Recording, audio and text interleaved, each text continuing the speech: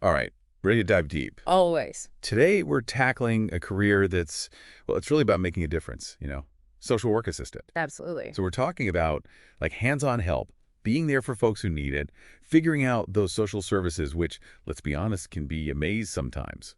And of course, we're using RoleCatcher's career library. Because job searching shouldn't be a guessing game. Right. So let's just jump right in. When I hear social work assistant, I think someone who's like deeply caring, dedicated. But what does that actually mean day to day? What are they doing? Okay, so imagine this. A family new to the city. Okay, tough situation. They're struggling, right? Like basic stuff. Food banks, finding a place to live that they can afford. It's more common than people realize. Yeah, exactly. You, as the social work assistant, you become their guide. You advocate for them. Seriously, you're a lifeline to these essential services. Oh, it's more than just like handing them a pamphlet. Here's the number. Good luck. Way more. This is about building trust, understanding their specific struggles because everyone's different, and then connecting them to those resources that honestly can change their lives. That's powerful. And it's not just about individuals either. You could be working with like entire communities, building programs, even advocating for policy changes, bigger picture stuff. Wow. Okay, this is already sounding way more dynamic than just assistant, like there's real impact here right from the start. But where does this all happen? Is it all office work or is there more to it? Oh, get ready for variety. You could be in hospitals, schools, community centers, government agencies, the list goes on. Wow, okay. RoleCatcher even had a case study, a social work assistant working right in families' homes, providing that like super personalized support. Being in someone's home like that, that takes a special kind of person, right? Someone Really? compassionate, but also able to just roll with it. Definitely. In RoleCatcher's guide, it talks about that emotional side of the job. You're in sensitive situations constantly, seeing people at their lowest points often. I bet. It takes real resilience. Empathy's huge, obviously, and like a real drive to make things better. Burnout has to be a real concern, right? Like, how does the guide address that? They emphasize self-care big time. And leaning on colleagues, supervisors, it's not a solo mission. You're part of this team, and the goal is to lift everyone up, including each other. That team aspect makes so much sense, especially in a field where you're giving so much constantly. Okay, so someone's listening, they're thinking, this is me, this is what I want to do. What are those first steps, though? Getting into the field. I imagine hands-on experience is key. 100%.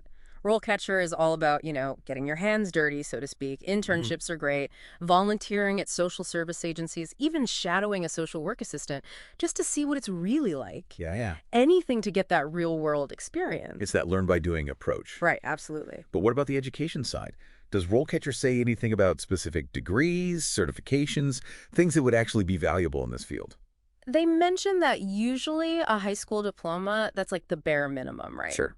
But let's be real, it's competitive out there. Oh, yeah. Going above and beyond, that's never going to hurt. There was this interesting stat in RoleCatcher, actually. People with an associate degree or even certifications in, like social work itself, psychology, human services, they've got a leg up.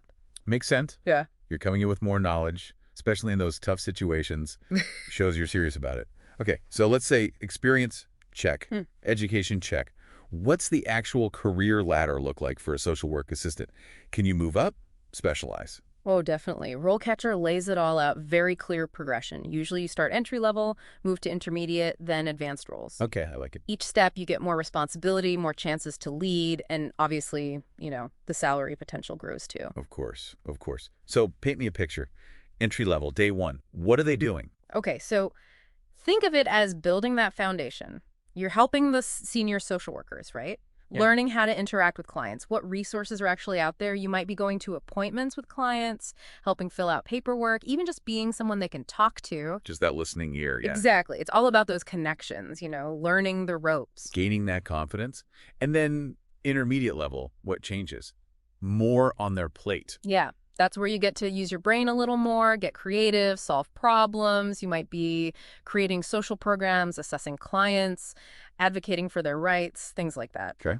There's this really cool story in RoleCatcher, an intermediate level assistant. She noticed this gap in resources for kids aging out of foster care. Oh, tough situation. Right. She actually started a support group just for them, and it made a huge difference. That's amazing. See, that's what I love about this. It's like you have an impact at every level. So then advanced level, I'm guessing that's leadership roles. 100%. You could be supervising other assistants, making policies, handling budgets, even advocating for like system-wide change within the organization or even bigger. Wow. RoleCatcher profiles this one assistant, advanced level. She was instrumental in getting more funding for mental health services statewide. That's incredible. It's like you don't just assist anymore, you shape the whole field. Exactly. Okay, so we've talked about passion for this work, but what about the actual skills, personality traits? What does RoleCatcher say is essential to being a good social work assistant? Because it seems like it takes a very specific type of person. Yeah, you can't just have the right degree, right? There's got to be something more. RoleCatcher is big on empathy, obviously. Active listening. Social perceptiveness is another big one. Yeah, those are crucial, especially when you're working with people going through really rough times. What's social perceptiveness, though? Like, what does that look like in action? Oh, it's fascinating. RoleCatcher had this case study, an assistant. She used her social perceptiveness to diffuse this, like, really tense situation between a client and their family member. It's about picking up on those cues, those things people aren't saying out loud. So almost like a sixth sense, reading between the lines. Exactly. Is someone holding back? Is there more to the story? And then how do you approach that delicately? It takes a lot of awareness, being present, not just intellectually, but emotionally, too. Are there other skills the guide talks about?